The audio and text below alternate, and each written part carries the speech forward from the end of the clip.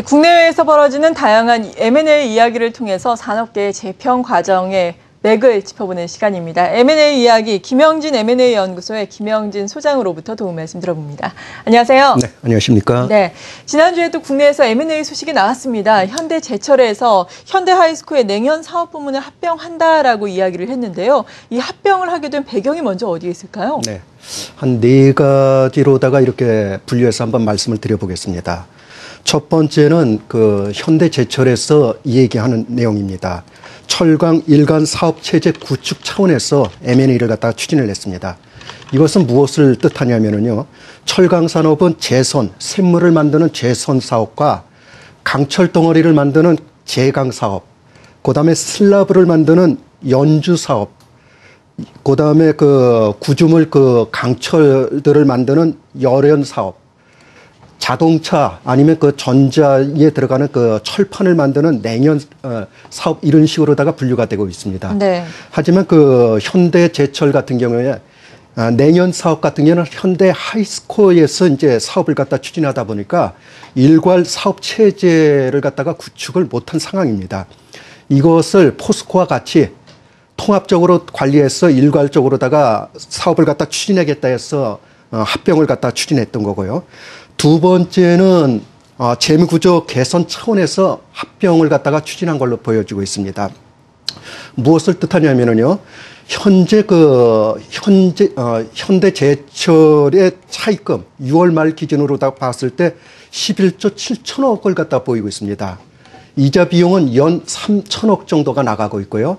어떻게 보게 되면 상당히 부담이 되는 수치들인데 이것을 극복하기 위해서 냉연 사업 부분을 갖다 붙였는데 냉연 사업 부분 같은 경우에는 연 5천억 이상의 현금을 갖다 만들 수 있는 사업 부분입니다.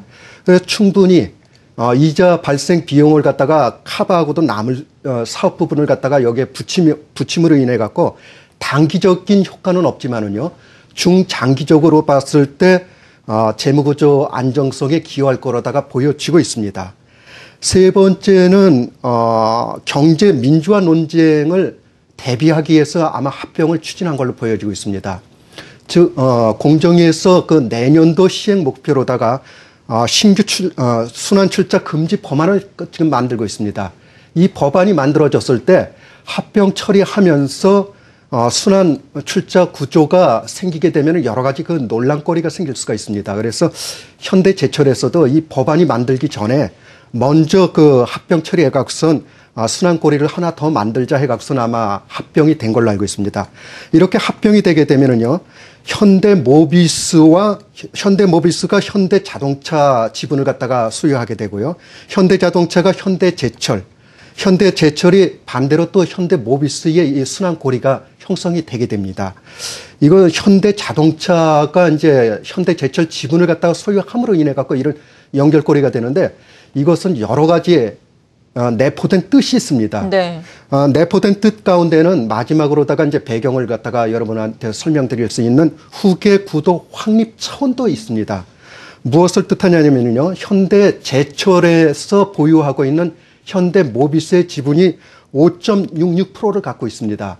세간에서는 이 5.66%를 정몽구 회장 쪽에다가 넘기는 구도로다가 지금 말들이 많이 나오고 있는데요.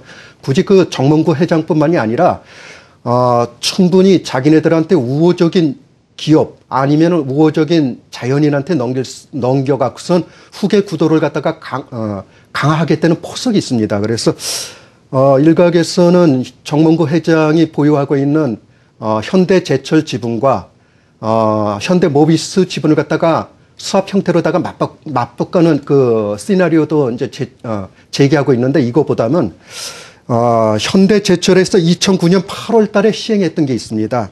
현대제철이 갖고 있었던 현대자동차 지분을 현대모비스에다가 넘기고요. 역으로다가 1조 3,368억 원의 현금을 갖다 받은 경험이 있습니다. 저희가 봤을 때는 주식 수합보다도 현금으로다가 이 모비스의 지분을 갖다 넘겨갖고선 약 1조 6천억 대의 현금을 갖다가 비축하는 전략을 구사하지 않나 이렇게 보여지고 있습니다. 네, 그러니까 쭉 말씀해 주셨는데 현대제철 입장에서는 한 가지가 아니라 여러 가지 측면에서 또 이익을 생각해 볼 수 있는 그런 M&A가 되겠다라는 말씀이신데 네, 맞습니다. 현대제철 사실 역사가 상당히 또 깊지 않습니까? 네. 하지만 상호 변경도 상당히 잦았고 M&A도 그동안 그간의 역사를 쭉 짚어보자면은 좀 많았다고 들었는데 맞습니다. 어떻습니까? 언론 플레이를 많이 해서 그런지 예. 몰라도 현대제철은 M&A보다는 자체적으로다가 성장했다 이런 표현들을 많이 쓰고 있는데요. 실질적으로는 M&A로다가 성장한 회사입니다. 네. 현대제철의 전신이 53년 6월 달에 설립한 대한중공업 공사에서 시작합니다. 민간 기업이 아니라 이제 공공기관에서 시작했고요. 62년도에 민영화가 돼갖고선 인천중공이 됐고, 그 다음에 64년도에 인천제철이 설립이 됐습니다. 70년도에 들어와갖고 인천제철과 인천중공업이 합병이 돼갖고 인천제철로다가 거듭나게 됐고요. 78년도에 들어와갖고 현대그룹이 인천제철을 인수함으로 인해갖고 현대그룹의 그 편입이 된 상황입니다. 그 전까지는 현대그룹과는 이제 무관한 회사였었고요. 2000년도에 들어와갖고 현대그룹의 그 사돈 기업이죠. 강원산업과 다시 한번 그 합병을 처리를 합니다. 그래서 상호는 그대로 인천제철이는 상호로다가 쓰게 됐고요. 2000년 12월 달에 산미그룹이 몰락하면서 산미특수강을 갖다 인수하게 됩니다. 이 산미특수강이 현재 상호가 현재 BNG 스틸로다가 알려진 회사입니다. 네. 2004년도에 한보그룹이 쓰러지고 한보철강을 갖다 청산하는 과정에서 당진 제철소를 갖다가 자산 인수 방식으로다가 인수하게 됩니다. 법인 인수가 아니라 자산 인수 방식이기 때문에 리스크가 적은 상황이고요. 인수가는 8,771억 원에 비교적 저가의 인수를 했습니다. 이 자산 인수를 함으로 인해 갖고 당진 제철소 자산 인수를 함으로 인해 갖고 일괄 제철소의 꿈을 갖다가 형성하게 됩니다. 2006년도에 들어왔어서 비로소 현대제철이는 상호로다가 거듭나게 됐고요. 오늘 말씀드리는 현대 하이스코어 합병이 지난주에 갑작스럽게 나온 건 아니었습니다. 그 M&A 시장 아니면 주식 시장에서는 작년서부터 이게 흘러나왔습니다. 그래서 금감원에서도 작년 아마 5월 달에 현대제철에다가 현대 하이스코어 합병할 거냐 하는 그 조회 공시를 갖다 물은 적이 있었습니다. 네. 작년도 5월 달에는 사실 무근이라고 이제 발표를 했었는데 1년 후에 마침내 합병 추진을 하게 되는 상황입니다. 네, 오랫동안 준비를 한 거네요. 네, 맞습니다. 네, 현대제철 이렇게 현대하이스코어의 냉연 사업 부문을 합병을 하면서 앞서서 짚어주신 것처럼 외형 성장이라든지 사업 부문 다각화 이외에도 지분 구조 개선이라든지 또 재무 구조 개선을 지금 생각을 하고 있다라고 말씀해 주셨는데 그렇다면 정말 합병된 이후에 재무 구조라든지 지배 구조, 이 지분 구조가 어떻게 변화하게 되는 건가요? 네. 일단 그 수치적으로다가 말씀을 드릴 텐데 이 수치는 언론 신문사에 그 발표된 수치랑은 약간의 차이가 있을 겁니다. 예. 왜 이런 차이가 나냐면은 저희가 말씀드리는 수치는 외부 기관이 만든 10월 16일까지 만든 데이터를 갖고선 분석을 했던 거고요. 일반 신문에 이제 발표된 거는 아마 분기 결산을 갖고선 아마 만든 데이터이기 때문에 약간의 차이가 있다고 보여지고 그러니까 있습니다. 지금 말씀해 주시는 게 최신판이다라는 네, 말씀이신 8월 달 거죠? 기준으로다가 만든 겁니다. 예. 네. 소개를 해주시죠. 자산 규모가 8월 달에 현대제철이 23조 4천억 정도였었습니다. 이게 그 합병이 되게 되면은요, 27조 4천억으로다가 늘어나게 됩니다. 부채는 13조 4천억에서 16조 700억 정도로다가 늘어나게 되고요. 왜 이렇게 16조 700억으로다가 늘어나게 되냐면은 하이스코의 부채 1조 원대를 갖다가 그대로 승계를 받고선 들어가기 때문에 아마 부채 부분도 같이 아마 늘어나는 걸로다가 보여지고 있습니다. 자기 자본은 9조 9천억에서 11조 3천억으로다가 늘어나게 됩니다. 매출액이 작년 말 기준으로 봤을 때 14조 8,900억 정도를 갖다 보였었는데요.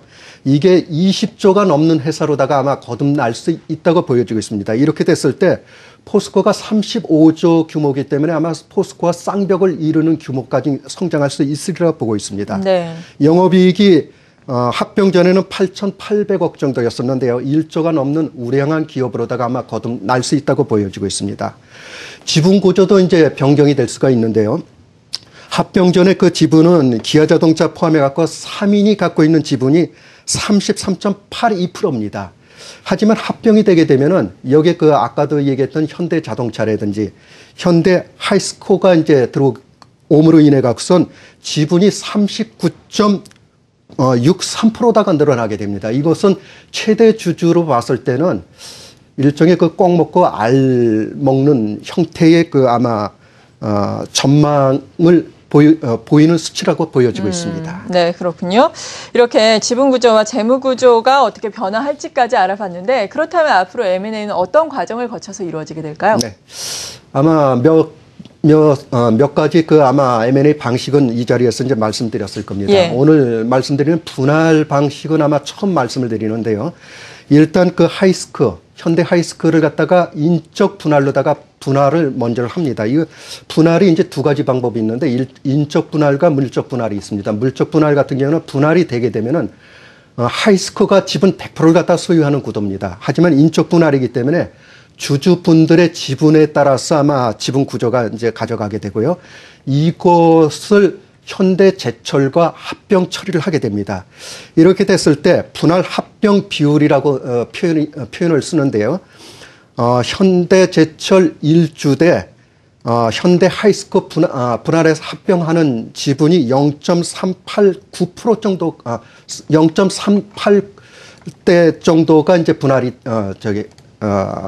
비율로다가 예. 형성이 되게 됩니다. 이건 무엇을 뜻하냐면 간간히 이제 저희한테 연락이 와서 이게 뭘 뜻하냐 자꾸 질문을 하시는데 쉽게 얘기해 갖고 현재 하이스코어 주주분들이 갖고 있는 일주를 현대제철과 합병하면서 0.389주로다가 이제 지분을 갖다가 신주를 발행해서 준다는 내용입니다.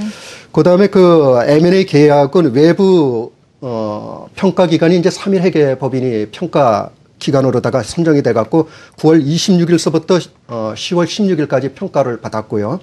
합병 계약은 10월 17일 지난주 목요일 날 합병 계약이 체결됐습니다. 나머지 이제 합병 승인 조건이 이제 세 가지가 남아 있는데요.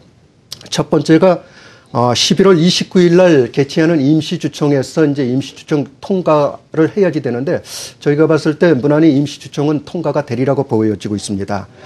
다음에 주식 매수 청구권인데 주식 매수 청구권 같은 경우는 현재 제철에서는 5천억이 이상이 됐을 때는 합병 처리를 하지 않는다. 그다음에 하이스코 같은 경우에 또 2천억이 이제 넘을 경우에는 합병 처리를 하지 않는다는 공식적인 발표를 했기 때문에 아마 이 금액이 넘어서는 안 될 거로다가 보여지고 있습니다.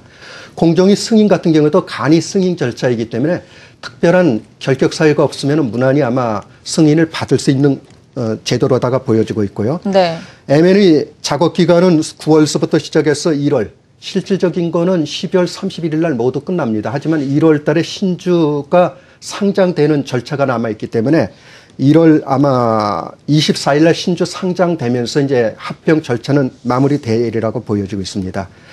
이렇게 됐을 때 현대제철은 명실공히 초대형 일괄 제철소로다가 탄생이 돼 갖고 아마 포스코와 본격적인 경쟁을 할 수 있는 기업으로다가 아마 거듭날 수 있게 되리라고 보여지고 있습니다. 네, 오늘 이렇게 현대제철의 현대하이스코 냉연 사업 부문 합병 작업에 대해서 자세하게 도움 말씀 들어봤습니다. 함께해 주신 분은 김영진 M&A 연구소의 김영진 소장이었습니다. 고맙습니다. 네, 감사합니다.